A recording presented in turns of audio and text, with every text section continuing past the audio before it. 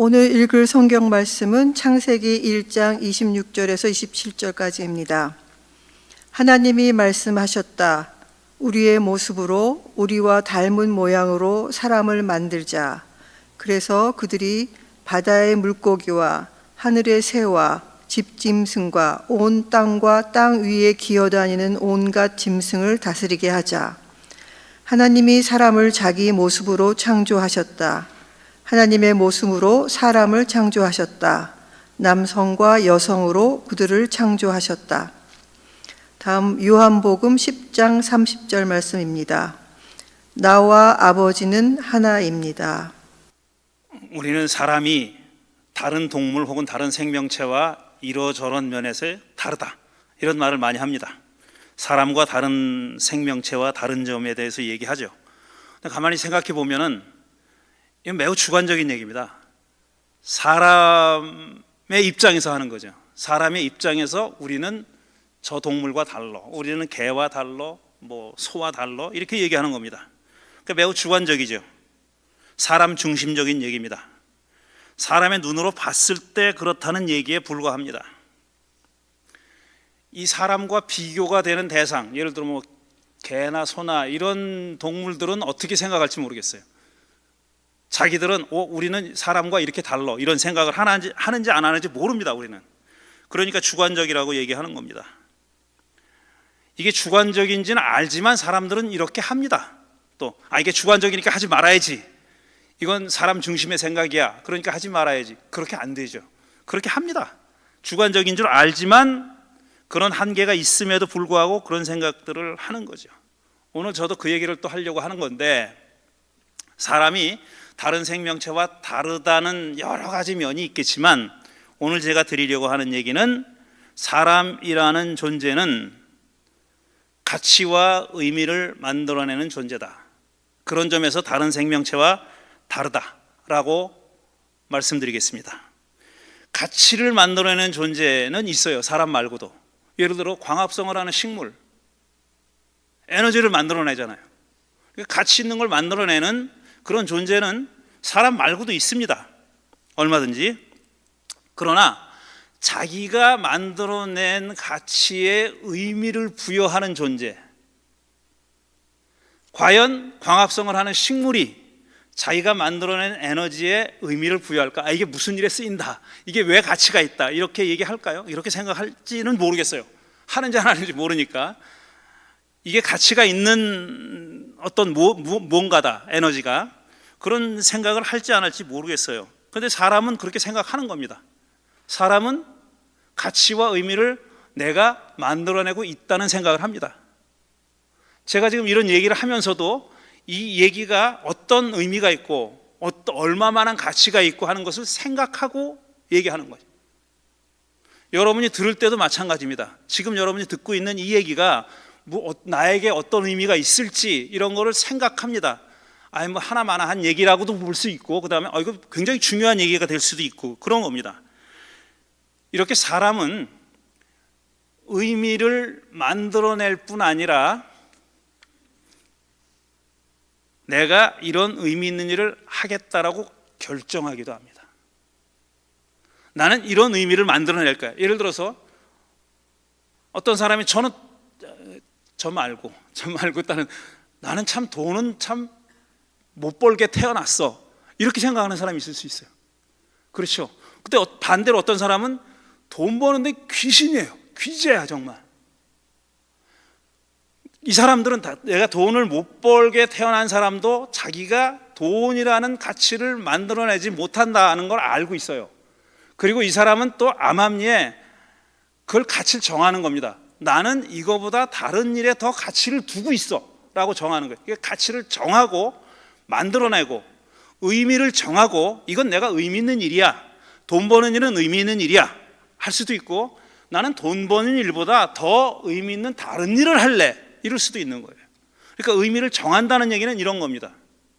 가치를 정한다는 얘기는 이런 거예요. 의미를 정하고 가치를 정하고 또 그걸 만들어내는 존재가 우리 사람입니다. 이렇게 의미를 정하고 가치를 정하고 만들어낸다는 건 굉장히 중요한 의미가 있어요. 의미라는 말이 여러 번 들어가네. 왜냐하면은 우리 인간은 그렇다는 거예요. 그리고 여러분 다 동의하실 거예요. 제가 지금 드리는 얘기에 대해서 동의할 거예요. 우리 사람은 의미를 정하기도 합니다. 나는 이 일을 할래. 이 일, 저 일 두 가지가 있으면 나는 저 일보다 이 일을 할래. 왜? 이게 더 의미가 있으니까. 이게 더 가치가 있으니까. 이렇게 하잖아요. 우리 사람들이 다 그렇게 정하고 하는 거예요. 이게 근데 당연한 것 같지만 아주 오래전에 메소포타미아 신화에 따르면은 이 성경과 구약 성경과 거의 비슷한 시기에, 그러니까 주전 한 2000년경, 기원전 한 2000년경 그 시기에, 비슷한 시기에 고대 중동 지역에, 그러니까 에집트, 팔레스타인, 메소포타미아, 지금 중동 지역, 이 지역을 다 아우르는 그 문화권은 중동 문화권이라고 한다면, 고대 중동 문화권에서 에집트와 메소포타미아에서는 사람이라고 하는, 저와 여러분 같은 사람이라는 존재의 의미를 다르게 생각했습니다. 특히 메소포타미아 신화를 보면은 사람이, 왜 신들이, 고위신이, 하위신이 아니라 고위신이 왜 사람을 창조했냐 하면은 하위신들이 하는 일이 너무 힘들어서, 자기들이 높은 신들을 섬기는 일이 너무 힘들어. 그래가지고 하소연을 합니다. 높은 신한테 우리 너무 죽겠어요. 이 3D, 3D 일에 종사하려니까 너무 힘들어요. 체력이 딸리니까 어떻게 좀 대책을 마련해 주세요. 그래.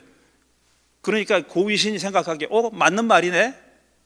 오케이, 니네 일을 덜어줄 존재를 내가 만들어주지. 그렇게 해서 만드는 존재가 사람입니다. 고대 메소포타미아 신화에는, 고대 중동 지역의 신화는 그렇게 만들어진 거예요. 근데 구약 성경은, 그게 뭐 구약 성경이 우월하다라고 내가 강조하려는 게 아니라 다르다는 얘기를 하는 거예요. 구약 성경은 하나님이 사람을 만들면서 뭐라 그래요? 생육하고 번성하고 땅을 차지하라 그래요. 근데 생육하고 번성하고 땅을 차지하는 일의 주체는 누구냐? 그건 신이 하는 일입니다. 세상을 다스리는 일은 신의 일이에요. 그러니까 그 말을 문자 그대로 해석하면은 신이, 하나님이 자기가 할 일을 사람들에게 위임하는 거예요. 이제 너희들이 그걸 해. 이렇게 한 겁니다. 너희들이 그걸 하려니 나는 하나로 더 족한데 너희들은 숫자가 많아야 되잖아. 그러니까 생육하고 번성하라고. 그런 다음에 땅을 지배하라고. 지금 21세기에 들어와서는 이 말이 문제가 많은 걸 알잖아요. 우리가 환경을 파괴하고 뭐 이 생태계를 파괴하고 막 나쁜 짓을 많이 하니까 이 말이 문제가 있다고 생각하지만, 그 시대에는, 지금부터 4000년 시대에는 이 말의 문제성을 전혀 느끼지 못했습니다. 그리고 사람들은 뭐라고 생각했냐면 신이 자기가 할 일을 우리한테 줬네, 이렇게 생각하는 거예요. 완전히 다르죠. 메소포타미아 신화에서는 이 하위신이 하는 일이 너무 힘드니까 니들이 해. 그 지저분한 일은 인간이 해. 그래서 인간을 만들었어요. 그 말은 뭐냐면은, 자, 메소포타미아 신화에는 인간이 갖고 있는 가치와 의미가 정해져 있다는 얘기입니다. 하위신이 할 일 니네가 나눠서 해. 그게 인간의 존재 이유고 목적입니다. 근데 구약 성경은 다스리라 그래요. 신이 할 일을 사람에게 넘겨준 거예요. 그 말은 무슨 말이냐면은 가치와 의미 창조의 일도 인간에게 넘겨준 겁니다. 그게 그렇게 다른 거예요. 많이 다른 겁니다. 자, 제가 의미와 가치를 사람이 만들어낸다 그랬는데, 이 만들어낸다는 얘기는 진행형입니다. 한때 만들어내고 끝난 게 아니라 과거에도 만들어냈었고, 의미와 가치를 만들어냈었고, 지금도 만들어내고 있고, 앞으로도 만들어낼 거라는 얘기예요. 그 말은 또 무슨 뜻이냐 하면은, 지금 우리 인간이 정하고, 이게 의미 있는 일이야, 이게 가치 있는 일이야, 이렇게 정하고, 그 다음에 그 판단에 따라서, 결정에 따라서 만들어내는 일이 반복된다는 얘기는 뭐냐 하면은, 우리 인간이 지금 만들어내는 의미와 가치가 미완성이라는 얘기예요. 미완성, 완성되지 않은 거예요. 아직 앞으로 할 일이 많은 거예요. 미완성이다, 이런 얘기입니다. 완성형이 아니라, 완성된 게 아니라, 완전한 게 아니라 지금도 미완성이고 앞으로도 계속 미완성일 것이다라는 생각을 하고 있는 거예요. 그렇죠? 제 얘기 어렵습니까 지금? 아니, 이거 팽개칠 일은 아닌데 이게 죄송합니다. 어렵지 않죠? 우리 사람은 계속 의미와 가치를 만들어내는 존재고, 왜 계속 주구장창 만들어내느냐? 우리가 알아요. 미완성이라는 걸 알아. 아직도 할 일이 많다는 걸 알기 때문에 계속 그 일을 하고 있는 겁니다. 그런데 생각해 보세요. 완전성이라는 것은 개념만으로 있는 겁니다. 완전성이라는 걸 맛본 인간은 아무도 없어요. 아무리 과학기술이, AI 기술이 발달한다 그래도 지금 현재 AI 기술이 완성형이다라고 말할 놈은 과학자가 아닙니다. 과학자라면 그런 말 못해요. 왜? 앞으로 얼마나 더 발전할지 아무도 모르는 거예요. 그러니까 완전성이라는 말은, perfection이라는 말은 개념만 있는 거예요. 사람은 그 경지에 올라가 본 적이 없어요. 제가 오래전에 저를 이제 종교다원주의자라고 얘기하잖아요. 제가 가지고 있는 종교다원주의는 아무 종교나 다 똑같다는 게 얘기가 아니에요. 모든 종교가 다 상대적이라는 얘기입니다. 완전한 종교는 없다는 얘기예요. 제가 이 얘기를 할 때 여러분도 많이 들으셨을 거예요. 등산의 비유를 했습니다. 등산의 비유. 등산로는 여러 가지다. 불교인이 가는 등산로가 있고, 기독교인이 가는 등산로가 있고, 회교도가 가는 등산로가 있어요. 그런데 등산로는 다 다르지만 꼭대기 가서 만날 것이다 라고 얘기했습니다. 근데 그거는 퍼펙션을 아는 사람만 할 수 있는 얘기예요. 꼭대기 가서 만날지 안 만날지 누가 알아요? 아직까지 꼭대기에 올라가 본 놈이 없는데. 그렇잖아요. 그러니까 그 비유는 사실은 좋은 비유긴 하지만 완전한 비유는 아닌 겁니다. 각자가 다른 등산로로 올라가고 있다는 것까지는 맞는 말인데, 꼭대기가 만날지 안 만날지 몰라요. 왜냐? 완전성이라는 개념은 개념만 가지고 있는 겁니다. 우리 인간이. 그 인간은 모자라다, 부족하다는 뜻이에요. 보통은 그렇게 생각합니다. 완전하지 않거든 사람은. 그러니까 불완전한 존재고, 항상 이 흔들릴 수 있는 존재고, 이걸 인간의 약점이라고만 생각해 왔어요 아직까지. 그리고 기독교가, 솔직히 얘기합시다. 솔직히 기독교가 이 사람의 부족하다는 느낌, 우리가 모자라고 부족하고, 기독교식으로 얘기하면 죄인이라는 느낌 때문에 오랫동안 장사를 해오고 있는 겁니다. 사람이 스스로가 잘났다고 생각하면 기독교 믿을 사람이 없어요. 죄인이고, 죄인이라는 얘기는 모자란다는 얘기거든, 부족하다는 얘기거든. 그거를 계속 부정적이라고만 얘기해 왔어요. 너 죄인이거든. 너 구원 받아야 돼. 죄인이니까, 모자라니까, 하나님이 완전하게 만들어 준대잖아. 그러니까 믿어. 이렇게 얘기해 왔잖아요. 그럼 과연 저는 오늘 좀 도발적인 말씀을 드리고 싶은 게 이거예요. 완전하다는 게 좋기만 한 거고, 불완전하다는 게 나쁘기만 한 걸까? 불완전하니까 오히려 여지가 있는 게 아닐까? 나빠질 가능성도 있지만 좋아질 가능성도 있잖아요. 자, 완전성이라는 게 뭡니까? 개념상으로, 개념에만 있다 그랬잖아요. 개념상으로 완전하다는 건 뭐냐면, 거기 뭐를 더해도 안 돼, 빼도 안 돼. 이게 완전한 거잖아요. 뭘 더하거나 빼면은 깨지는 게 완전성이라는 거잖아요. 다 동의하시죠? 불완전하다는 거는 뭐냐면은, 뺄 여지도 있지만 더할 여지도 있다는 거예요. 더할 가능성이 있다는 얘기입니다. 더할 가능성을 가지고 있는 게 불완전이에요. 물론 뺄 가능성도 있습니다. 다시 말해서 더 나빠질 가능성도 있어요. 하지만 불완전하다는 건 더 좋아질 가능성이 있는 거예요. 그게 불완전한 겁니다. 그리고 사람이, 불완전하다는 존재는 얼마든지 좋아질 가능성이 있다는 뜻이에요. 그런데 교회에서는 그쪽은 얘기를 안 하는 거예요. 사람이 선악과를 따먹었거든. 이런 나쁜 놈들, 따먹지 말랬는데 따먹었잖아. 이제부터는 그냥 완전히 타락이야. 너희들은 헤어날 수 없어. 이렇게 만들어버린 거예요. 사람이 좋아질 가능성이라는 것, 기독교는 뭐라고 얘기하냐? 교리는 뭐라고 하면 성화라 그래. 성화. 거룩하게 된다고. 거룩하게 되는 게 아니야. 더 좋아지는 거야. 그냥 그렇게 좋은 말 붙일 필요가 없어요. 조금 더 나아지는 거, 지금보다 조금 나아지는 거, 그겁니다. 그 가능성을 가지고 있는 거죠. 완전하다는 말은 거기서 무엇인가 더할 수도 없고 뺄 수도 없는 거. 더하거나 빼면 그것이 깨지는 상태라면은, 미완이라는 말은 거기에 뭔가를 더할 수도 있고 뺄 수도 있다, 이런 상태입니다. 그러니 미완이라는 말은 뭔가 부족한 상태일 수 있지만, 반대로 뭔가를 더하거나 빼도 그런대로 괜찮은 상태를 가리키는 말일 수도 있다는 겁니다. 이게 사람이 그렇다는 얘기예요. 사람의 지금 상태가 그렇다는 얘기입니다.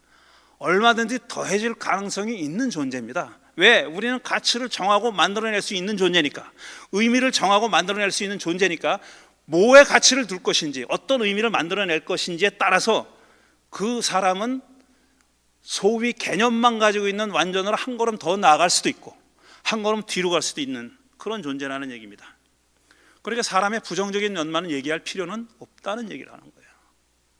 얼마든지 긍정적으로 나아갈 수 있는 그런 존재가 사람입니다. 지난 주일에 제가 19세기 말 20세기 초에 위대한 발견 두 가지를 얘기하면서 무의식에 대한 얘기를 했습니다. 무의식을 발견한 프로이드, 지그문트 프로이드라는 사람은 정말 엄청난 대단한 발견을 한 것이다 라고 말씀드렸고, 물론 프로이드가 그것을 억압된 욕망, 특히 억압된 성적인 욕망 일변도로 해석한 것은 그 이후에 많은 정신의학자나 심리학자들에 의해서 반박되고 있어요.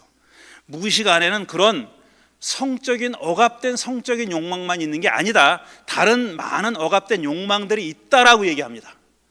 그 이후에 나온 사람들은 다 그렇게 얘기하고, 지금 프로이드는 그런 점에서는 반박되고 있는 겁니다. 성적인 욕망에 국한시켰다는 점에서는 반박되고 있는 건데, 저는 제가 심리학자도 아니고 정신분석학자도 아니지만, 그럼 무의식 속에는 그런 부정적인 욕망만 있을까? 이게 제 질문이에요. 저는 아닐 수도 있다고 생각하는 거예요.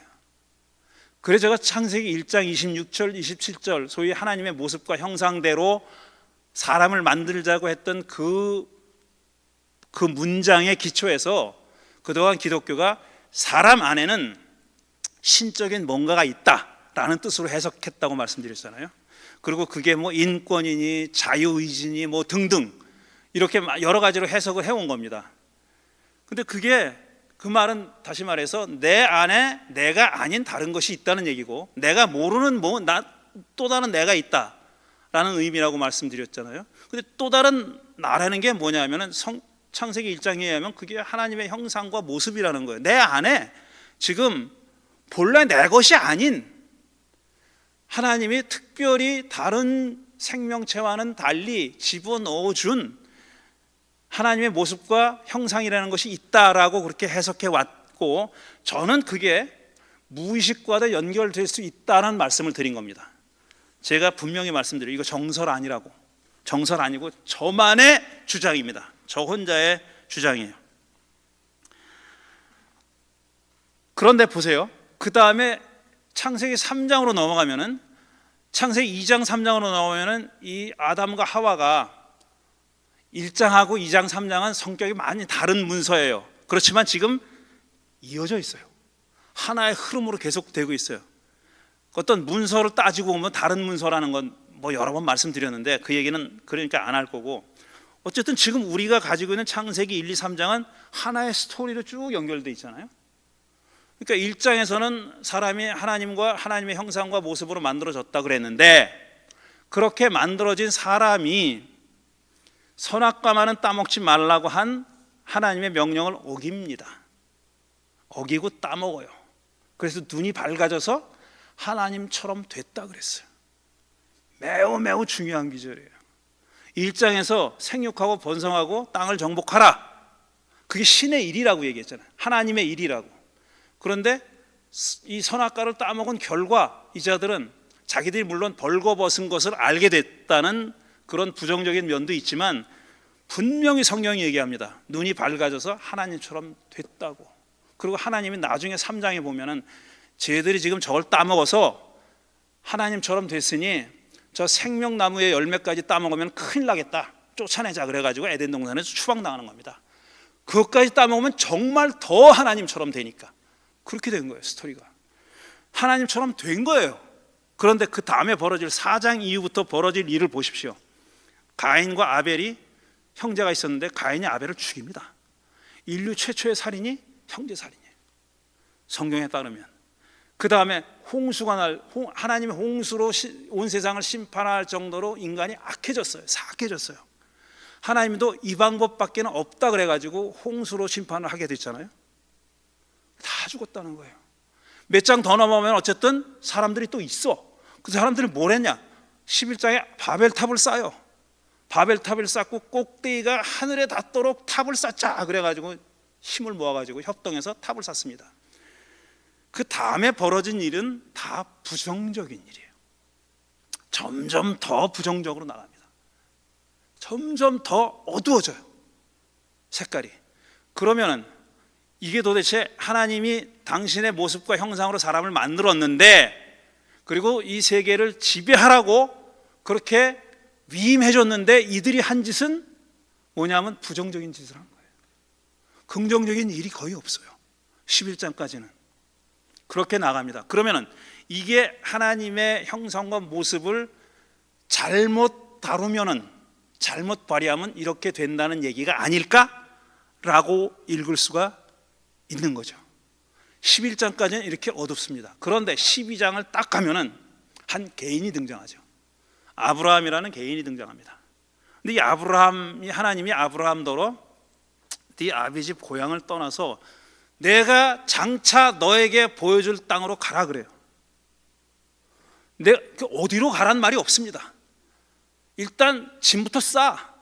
그리고 집을 나서 그 다음에 어디로 갈지를 가르쳐 줄게, 이거예요. 그러니까 이자가 아브라함이 이자라 그래서 이 양반이 집을 나설 때는 동으로 가야 될지 서로 가야 될지 모르고 집을 나서는 거예요. 일단 나서려니까 나선 거예요. 결국 그의 가족들 일행이 다다랐던 곳은 가나안 땅입니다. 약속의 땅 가나안이죠. 그러나 집을 나설 때는 아무 정보도 없는 상태에서 나선 거예요. 이게 미지와의 조우가 아니면 뭐란 말입니까? 아브라함은 미지와 만날 걸 기대하고 나선 거예요. 아무것도 모르는 상태에서 나선 겁니다. 뭔가 내가 맞닥뜨리게 될 게 뭔지 모르는 상태에서 그냥 나선 거예요. 그냥 나선 거예요. 자기 아버지 집과 고향을 버렸다는 것은, 자기가 살아온 삶의 터전을 버렸다는 것은, 그거는 미지와의 만남이 더 중요했기 때문에 그렇게 한 겁니다. 이걸 과학자들은 뭐라고 얘기하냐면 패러다임 시프트라고 그러는 거예요. 패러다임의 전환이 일어난 겁니다. 토마스 쿤이 얘기한 1960년대에 쓴 과학혁명의 구조라는 책에서 쓴 바로 패러다임 시프트가 여기서 일어나는 거예요. 패러다임 시프트는 뭐냐면 일어난 결과를 보는 겁니다. 패러다임 시프트가 됐다는 결과, 나중에 보니까 그 전에 패러다임으로는 설명할 수 없는 그런 발견과 발명이 이루어졌다고 나중에 파악하는 거예요. 근데 그거를 종교적으로 뒤집으면은 미지와의 조우가 벌어진 겁니다. 근데 나중에 보니까 그게 패러다임 시프트였던 거예요.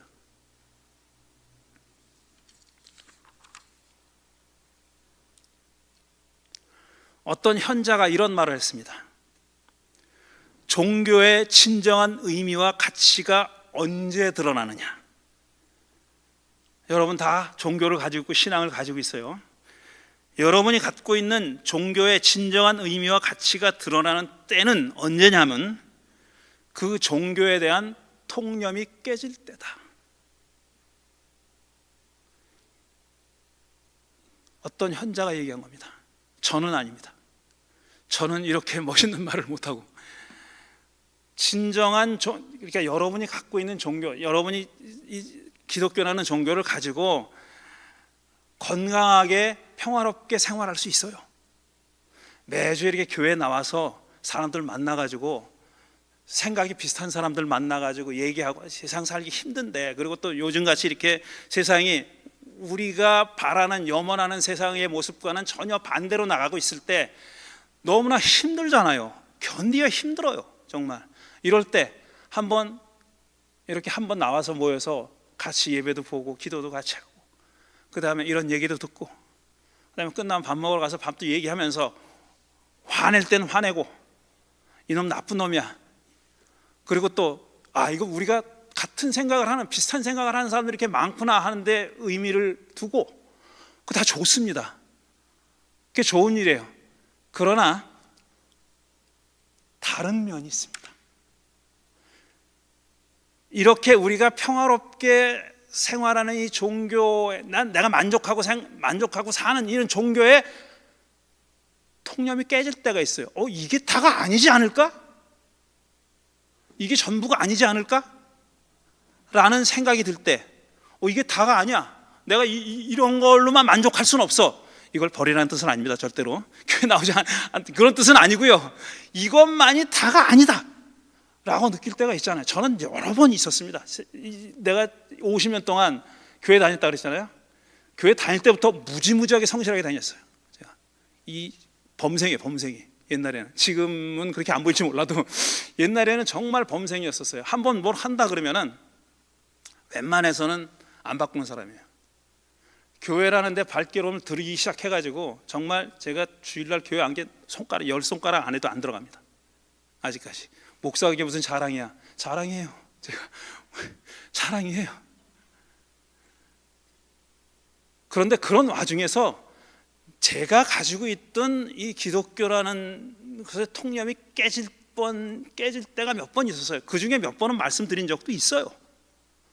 이게 신앙이 아니지, 이게 예수가 아니지, 이게 기독교가 아니지 라는 통념이 깨질 때, 그럴 때 저는, 제 경우는 신앙의 참맛은 이거로구나 하고 느꼈어요.